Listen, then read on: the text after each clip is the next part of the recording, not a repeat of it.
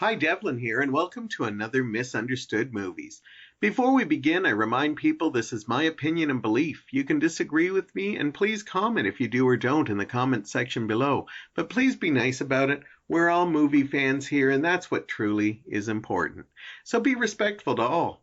Today I look at the case of Grease 2, the 1982 musical sequel directed by Patricia Birch. It stars Maxwell Caulfield, Michelle Pfeiffer, Lorna Luft, Adrian Zmed, and Didi Conn. The screenplay was written by Ken Finkelman. It was a sequel to the Broadway musical and beloved 1978 film, Grease. What people expected was a sequel with continuing adventures of the students of Rydell High. What they got was a rehash of the exact musical, except the lead roles were reversed. Being a huge Olivia Newton-John and Grease fan, people always assume I must hate Grease too, but they would be very wrong. I actually like the movie a lot and don't believe it tarnishes the original in any way.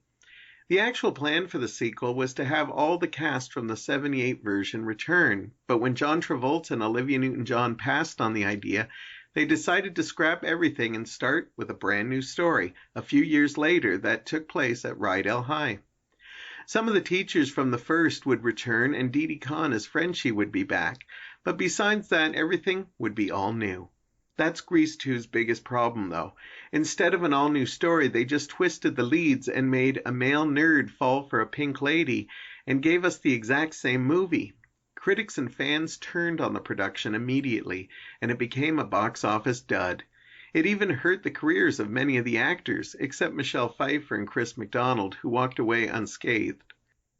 In the following decades, though, Grease 2 has picked up a very loyal group of fans. I'm not sure it has a cult following, but enough supporters that don't look back on it so harshly as they did in 1982. Yes, Grease 2 did flop, but let's look at some realities. 1982 was a hard summer to release anything in, with movies like E.T. the Extraterrestrial, Star Trek II The Wrath of Khan, Poltergeist, and Rocky III, just to name a few. When Grease 2 is brought up in the conversation, most just talk about the rip-off story from the first. But nobody talks about the great musical numbers and songs in the movie that actually are well crafted and clever, like Back to School Again, Let's Score Tonight, and Reproduction. Nobody talks about the fact that it does a great job keeping the Rydell High feel of the first, and that because the nerd has to learn how to become a T-Bird, the story is more developed in some ways. I also think the acting isn't that bad. I love Michelle Pfeiffer, but there are times Maxwell Caulfield, Adrian Zmed, and Lorna Luft all outshine her. I agree the humor doesn't always land, and even though I love the songs, not all are as memorable as the first soundtrack. Its misunderstanding comes from the fact that it gets crucified for being a rehash of the original. But Rocky, John Wick, Fast and the Furious, and most horror series do the same thing, and no one hates on those sequels as much. Here's some fun facts about Grease 2 that may at least make you think. Patricia Birch was one of the few female directors to release a big studio film in 1982, and the film was remade by a South India film studio into a movie called Premaloka and became a box office smash in that country. I have showed Grease 2 to many people, and most say the same thing. They may not love it, but they agree it isn't as bad as they thought it would be. Maybe it's time for you to give this sequel a chance.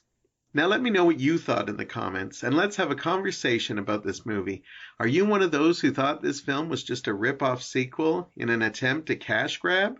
Or are you like me and consider Grease 2 a misunderstood movie?